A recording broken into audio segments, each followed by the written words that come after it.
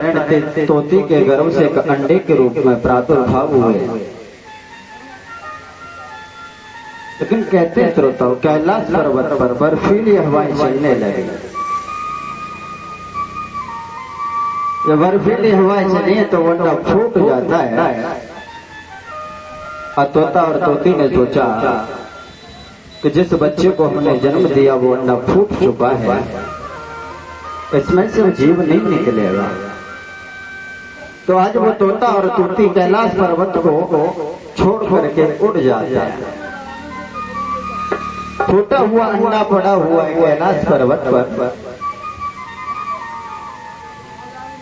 आज देव ऋषि नारद मन में विचार करते हैं कि सुखदेव जी महाराज का प्रादुर्भाव तो हो गया, अंडे के रूप में प्रादुर्भाव तो हो गए, लेकिन प्रकट कैसे हो? आखिर समाज में संसार में कैसे लाया जाए? आज देव ऋषि नारद मन में विचार कर रहे हैं। कहते हैं श्रोताओं, नारद, कुछ लोग कहते हैं बोले महाराज नारद तो चुगलखोर था। चुगलखोर को नारद कहते हैं। बताओ कहां पर चुगली की है नारद ने? चुगलखोर को नारद नहीं कहते। नारद ज्ञानम ददाति इति नारदा, जो हमें ज्ञान प्रदान करे, सदमार्ग पर प्रेरित करे, अधर्म को होने से रोके, उस व्यक्ति को कहते हैं नारद।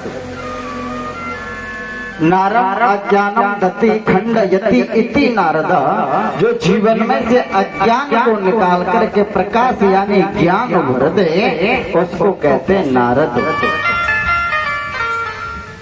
या जिस व्यक्ति की बात समाज में रद्द ना की जाए, समाज में पंचायत में बैठ करके कोई व्यक्ति फैसला कर दे और उस फैसले को पूरी समाज स्वीकार करे, रद्द ना करे, ऐसे व्यक्ति को नारद कहते हैं।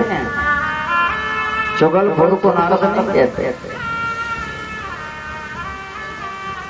आज देव ऋषि नारद ने मन में विचार किया कि कैलाश पर्वत पर सुखदेव जी महाराज अंडे के रूप में प्रादुर्भाव हो चुके हैं, लेकिन प्रकट कैसे हो?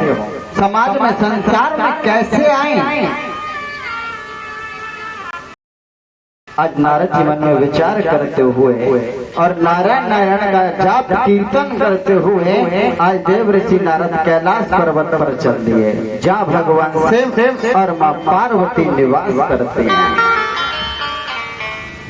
नारायण नारायण करते हुए कैलाश पर्वत पर पहुंचे। भगवान शिव तो हमेशा समाधि में लगे रहते हैं, समाधि में प्रभु का चिंतन करते, ध्यान करते हैं। धन्य भगवान शिव के लिए श्रोताओं, जिनका कभी ना जन्म ना कभी मरण, लेकिन फिर वे हर पल हर क्षण उस ईश्वर का चिंतन करते हैं। और एक हम हैं जो कि 2-4 बार कथा क्या सुन ली, अघा जाते हैं, झुक जाते हैं। जीवन में भगवान की कथा से, भगवान के कीर्तन से, भगवान के नाम से चाहिए झुकना नहीं चाहिए। मैंने पहले दिन भी कहा था श्रोताओं, संसार की नदी और सागरों में डूबोगे तो मर जाओगे, और भगवान के नाम में यदि नहीं डूबोगे तो प्यारे मर जाओगे।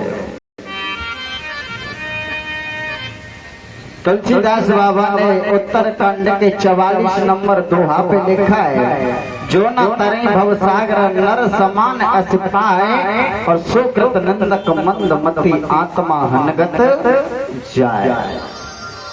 जो नर शरीर पाकर के यदि प्रभु को प्राप्त नहीं कर सका, ऐसे मानव को आत्महत्यारे की गति प्राप्त होती है।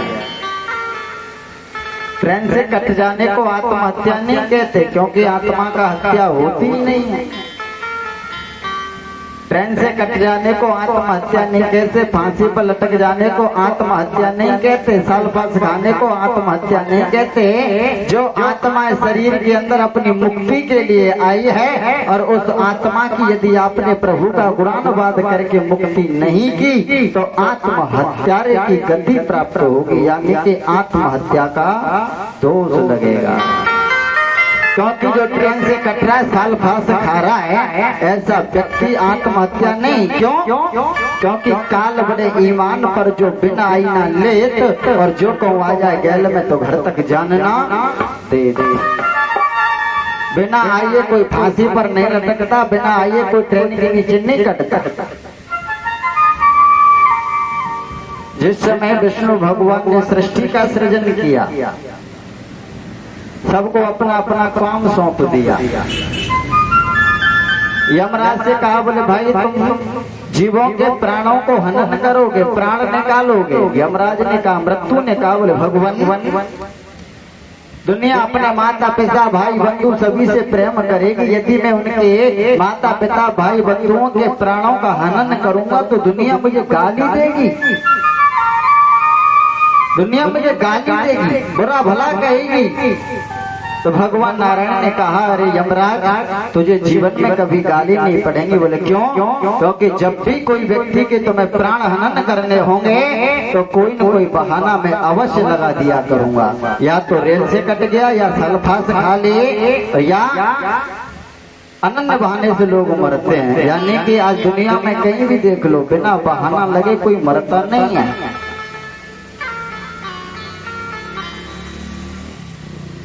बिना आई किसी की मौत नहीं होती। जिसका मरण जिस समय निश्चित होता है उसे उसी समय जाना होता है। क्योंकि संसार में यदि कुछ सत्य है तो वो है केवल मृत्यु। जिसका जन्म है उसे मरना अवश्य है। जन्म लेकर के जो आया उसका मरना निश्चित है, लेकिन प्यारे जो मर गया उसका जीवन दोबारा लेना कोई जरूरी नहीं होता। कुछ लोग कहते बोले महाराज जिसका जन्म है उसका मरण है, जिसका मरण है उसका जन्म है, लेकिन इस बात को मैं नहीं मानता। क्योंकि मैंने भविष्य पुराण में सत्यनारायण भगवान की कथा को पढ़ा है। भविष्य पुराण में लिखा है कि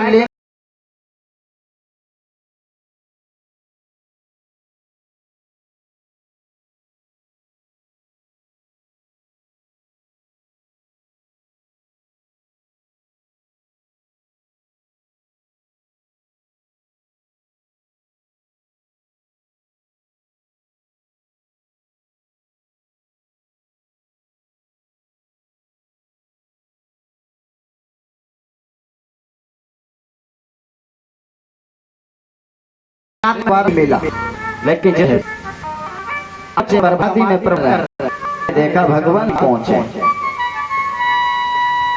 माते वंदन करते प्रणाम करते। माँ ने नारद को देखा, आओ नारद बेटा बैठो। आज नारद जी बैठ जाते हैं। माँ पार्वती जो भी प्रसादी थी प्रसादी लेकर के आई। कहा बेटा नारद आप प्रसादी ग्रहण करो।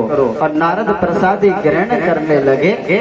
माँ पार्वती ने पूछा बेटा अब तुम दिखाई नहीं देते, अब तुम्हारा कैलाश पर्वत पर काफी दिनों के बाद चक्कर लगा,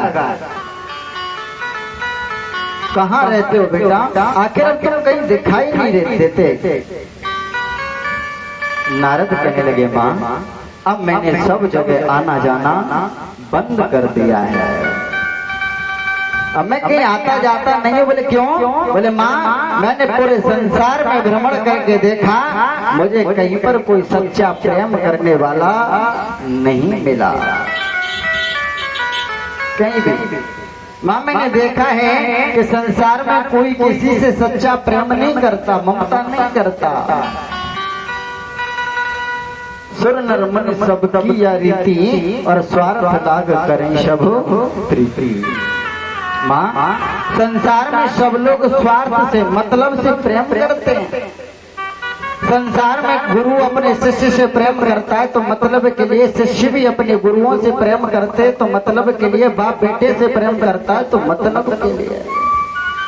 माँ मैंने देखा संसार में कोई सच्चा प्रेम नहीं करता, सभी अपने मतलब के लिए प्रेम करते हैं, स्वार्थ रखते हैं, तभी बोलते तभी रामा कृष्णा करते हैं।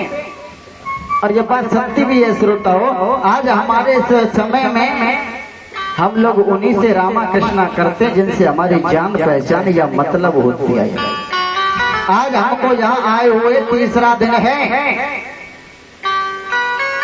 और आज तक किसी भी एक व्यक्ति ने हमसे ना तो राधा कृष्णा की है और ना किसी ने कभी पैर छूने का प्रयास किया है। कोई भी राधे कृष्णा भी करना नहीं जानता। क्यों? क्योंकि संसार में केवल मतलब से ही रामा कृष्णा होते हैं और मतलब से ही बातचीत की जाती है। मतलब निकल जाता है तो प्यारे, जैसे माँ ने 9 महीने तक कोख में रखा, जैसे बाप ने जिंदगी भर गधे की तरह कमाई की, उस माँ बाप को भी ठुकरा देते हैं तो हमारी तो औकात ही क्या है? हमसे राधे कृष्णा क्यों करेंगे? क्या कारण है, क्या मतलब है, क्या जरूरत है? क्योंकि हम तो 9 दिन के लिए आए और करके चले जाएंगे। धन्य प्यारे, कारण गलती उनकी नहीं है, गलती के माता पिताओं की है। क्योंकि जब तक माँ बाप कभी राधे कृष्णा नहीं करते तो संतान कर नहीं सकते। चलो फिर बात करेंगे इस प्रसंग में। नारद जी कहने लगे, माँ मैंने संसार में देखा है कि मतलब की दुनिया सारी मतलब के नर और नारी मतलब से होती देखी हमने। मतलब की यारी, मतलब के पाड़ पड़ोसी, मतलब की नातेदारी और मतलब से घर में हंस के बोले घर वाले। बोले माँ मैंने संसार में भ्रमण किया, केवल मतलब से जुड़ा हुआ है। आज पति पत्नी से प्रेम करता है तो मतलब के लिए, पत्नी भी अपने पति के लिए करवा चौथ का व्रत रखती है तो मतलब के लिए। क्योंकि करवा चौथ का व्रत जब रहेगी जब कम से कम 10,000 रुपए खर्च करवा लेगी, उससे पहले नहीं रह सकती। 15 दिन पहले से कीर्तन करना चालू कर देती है। बोले पता है तुम्हें? बोले क्या? बोले करवा चौथ आने वाले। बोले क्या करें? बोले मंगलसूत्र बनवाओ, फलानी चीज नहीं है वो लेके आओ। शॉपिंग करने जरूर जाएगी, करवा चौथ से 2 दिन पहले 10,000 का नुकसान करके आएगी, तब करवा चौथ का व्रत रहेगी। धन्य है संसार, केवल मतलब का प्यारे। जो तेरी घरवाली जिसको तू अपनी बतलाता और देरी तक तेरे संग चलेगी, हंस अकेला जाता। जो ये कहती है ना कि 7 जन्म तक तेरा साथ निभाऊंगी, ये भगवान 7 जन्म तू ही पति के रूप में मिले। वही पत्नी जब प्राण निकल जाते शरीर पड़ा रहता है, वही है? ये नहीं रोती कि मेरा पति मर गया, बल्कि इसलिए रोती है वो जब शॉपिंग के लिए पैसे कौन देगा है, कहाँ से व्यवस्था होगी। श्रीमन नारायण नारायण नारायण, श्रीमन नारायण नारायण नारायण, भगवान नारायण नारायण नारायण, भगवान नारायण नारायण नारायण, लक्ष्मी नारायण नारायण नारायण नारायण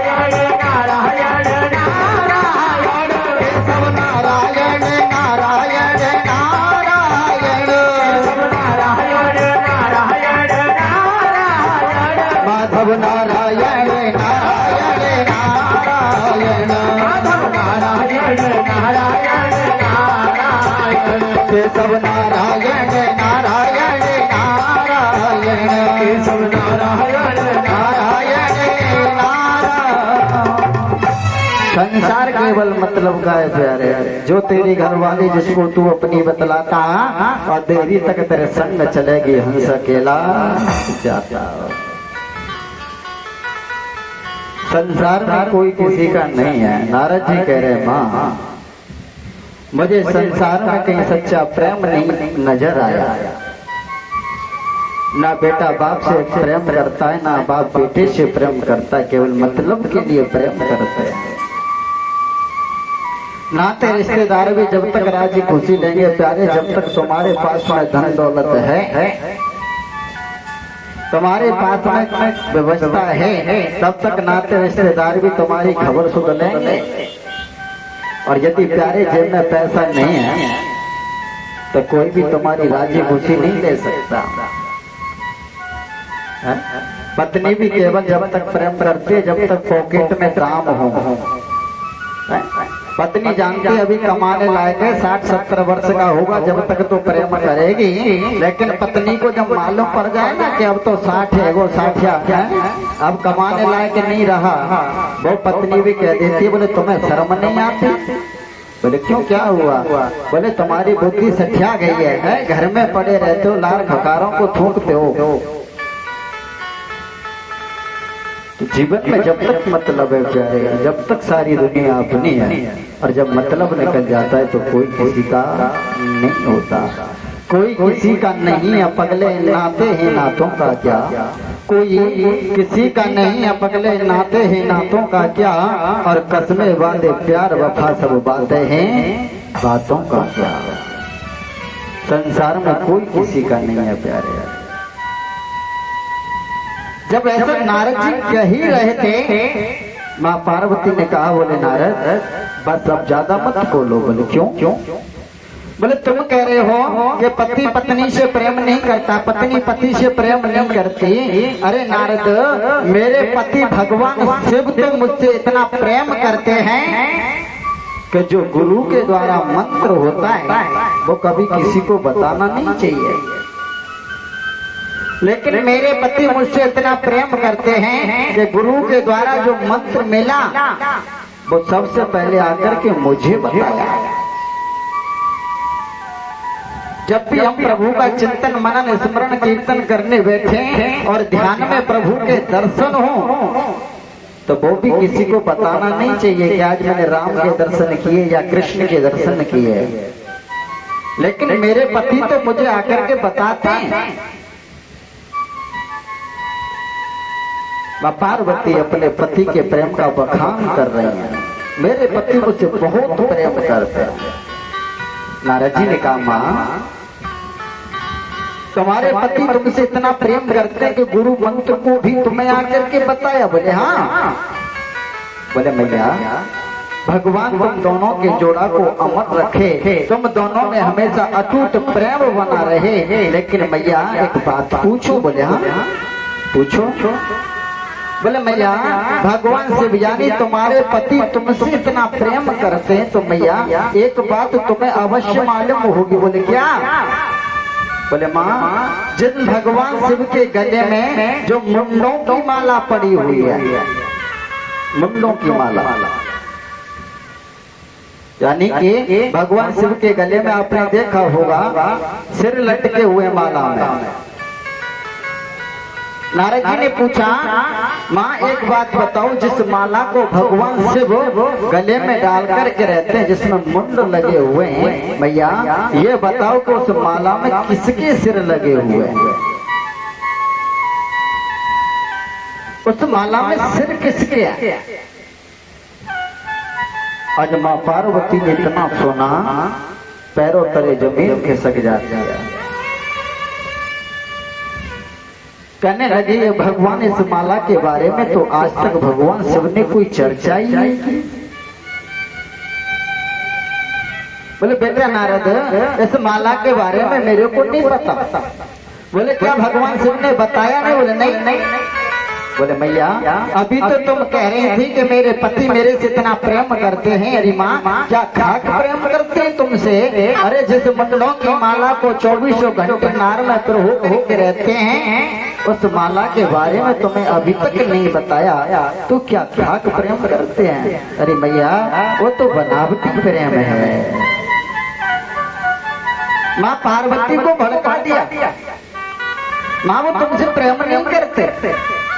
अगर मैया भगवान शिव तुमसे सच्चा प्रेम किए होते माँ तो उस मुंडों की माला में किसके सिर लगे हुए वो अवश्य बताया होता। अब तो माँ पार्वती जी मन में सोचने लगी ये भगवान जिसको मैं ईश्वर समझ रही थी है,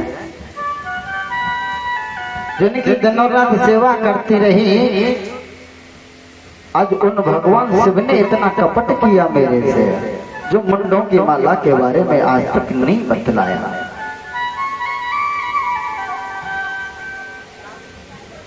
आज नारद जी तो भड़का करके चले जाते हैं कि माँ तुम जानो तुम्हारा काम जानो मैं जाता हूँ। आज नारद जी माँ पार्वती को भड़का करके चले जाते हैं, भगवान शिव के पास पहुंचे। भगवान शिव से कहा, बोले भोले बाबा, बोले जी भले माँ ने कुटिया में याद किया है,